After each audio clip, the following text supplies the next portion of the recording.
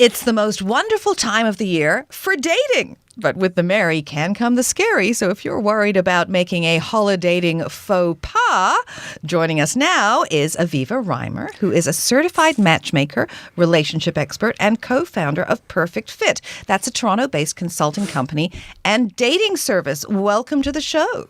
Hi, thank you for having me. What a great intro. I love that. Well, we're going to try and cover a few topics today. We're going to start with the do's and don'ts of surviving holiday dating. Now, a lot of people get almost seduced by the holidays. How do you know if it's love or just the magic in the air getting you ahead of yourself?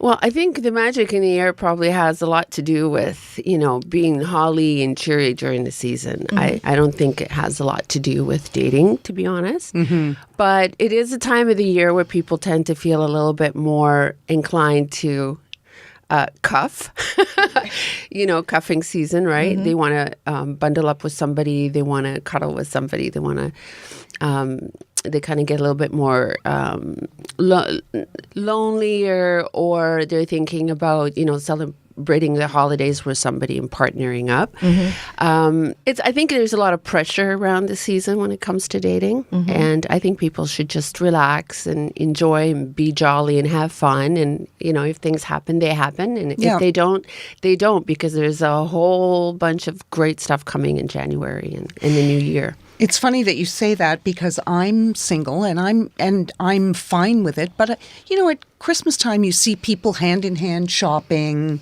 where normally you would just see women shopping or men shopping. They're going as a couple because they're buying for family together. You go to parties, everybody's in a couple. You go to restaurants, everybody's in a couple situation. So you do kind of, I can see where there are times where you feel a little bit left out. That's right. Yes. So there's that sort of pull, maybe, right? Mm-hmm, definitely. But I can't imagine a worse time. Around the holiday season, it's a little bit tough. I mean, you can go to great Christmas parties or, if somebody invites you to a dinner party and it's a little bit more intimate at somebody's house, it's a great way to meet somebody. Yes, there's definitely a lot more couples, because somebody wants to bring their spouses, et cetera, to the Christmas parties. But, and you do notice that a lot more because the season is a lot more sentimental to people, right? Would you do a first date with somebody at an event with your friends when you don't even know if this might be a complete... It depends on how laid back you are. Like some people are just really easygoing and they'll just go with whatever, and you can go as friends. For example, if you meet somebody, you can just ask them to come along just for the fun of it, and maybe there's some interest between the two of them. They could just come along and meet some great people.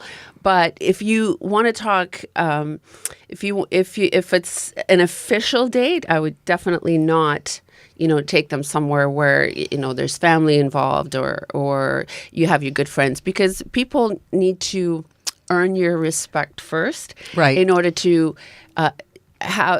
in order for you to want to introduce them to somebody important, right? It has to be something that's significant. The flip side of not getting offended if that person doesn't invite you, right? Yeah, I would say that is. But what I'm curious about, and let's face it, I've been married since before the invention of the internet, never done any online dating, can't even imagine what that would be like. Right. But how long, what's the cutoff? If you start dating somebody in the middle of November, then so say you've been going out with them for a month by the time the holidays roll around. I mean, is it then, should you be expected to invite them to a couple of holiday functions, maybe not the big holiday dinner? And what about exchanging gifts? Are there sort of, societal decrees for that type of timing? Okay, so first of all, it depends how hot and heated the relationship is. Right. Are you really off to the races, or are you just slowly dating somebody to get to know them first, right? So if there's a lot of passion and you're really hitting it off out of the park, absolutely invite them to your holiday party and have fun with it.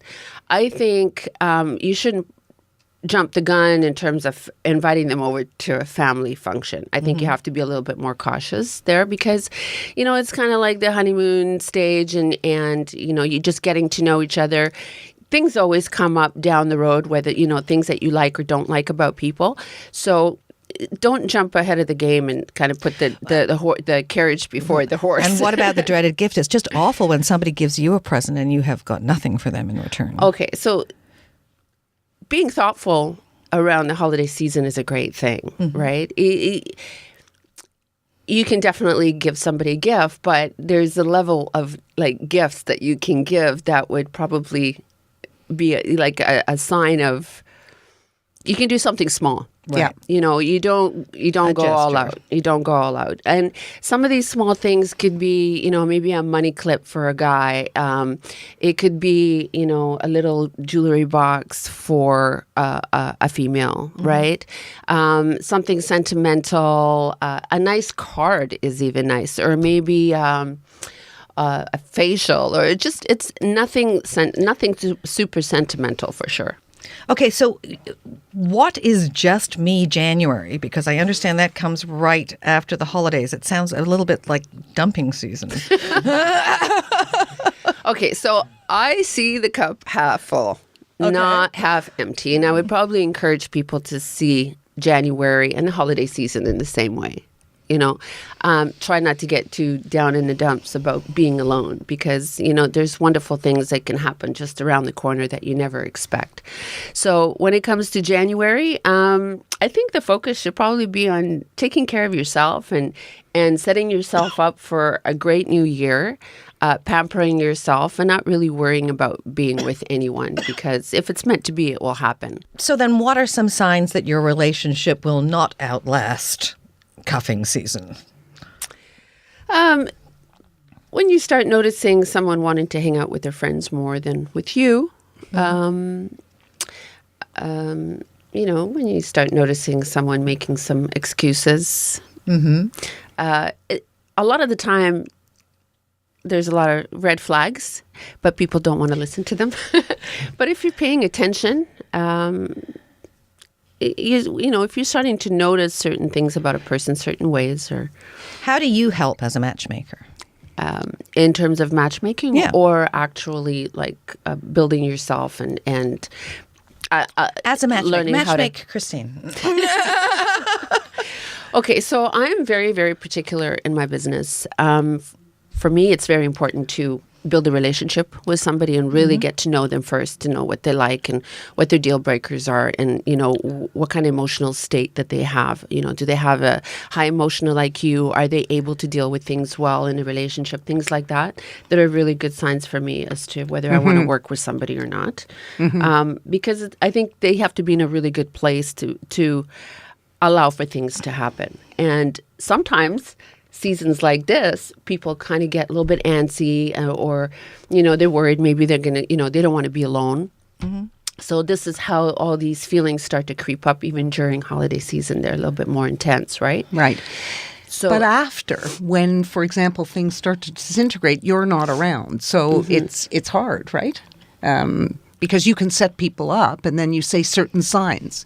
okay, but I'm always around. That's the difference. Okay. So that's you're the a difference. matchmaker and then a coach. I'm a coach and then a matchmaker.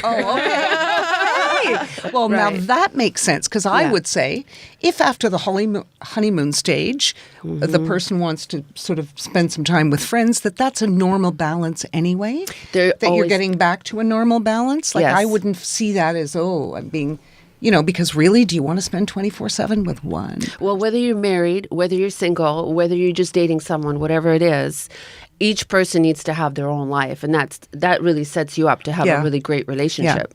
Now, Aviva, where can people go to learn more about you and Perfect Fit and maybe get some more tips?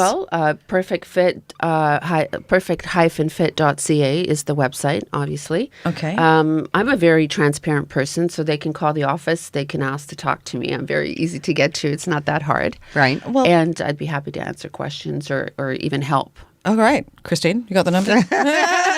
Thank you very much for joining us You're very today. welcome. It's been a pleasure. You ladies are wonderful. Thank you. So are you. Thank you.